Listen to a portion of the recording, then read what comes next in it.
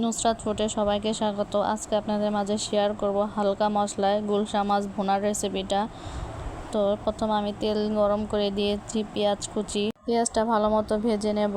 ভাজা শেষ দিয়ে দিচ্ছি আদা বাটা, দিয়ে দিচ্ছি রসুন বাটা, দিয়ে দিচ্ছি লবণ। তো এগুলো ভালো মতো ভেজে নেব।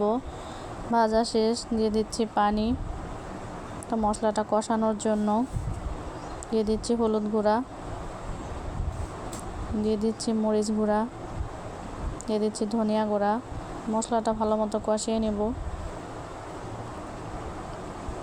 মশলাটা কষানো শেষ, তেল উঠে গেছে, দিয়ে দিচ্ছি গুলশা মাছগুলো।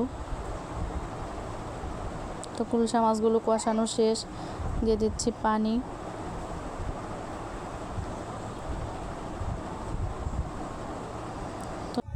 তো আমার তরকারিটা প্রায় হয়ে গেছে, আমি দিয়ে দিচ্ছি জিরা গুঁড়া। দেখুন খুবই তাড়াতাড়ি হয়ে গেল হালকা মশলায় গুলশা মাছ ভুনা রেসিপিটা। তো বাসায় আপনারা ট্রাই করবেন। সবাইকে অসংখ্য ধন্যবাদ আমার পাশে থাকার জন্য। তো আমার চ্যানেলটিকে আপনারা সাবস্ক্রাইব করে দেবেন যাতে করে নতুন রেসিপিগুলো আপনাদের কাছে গিয়ে পৌঁছায়।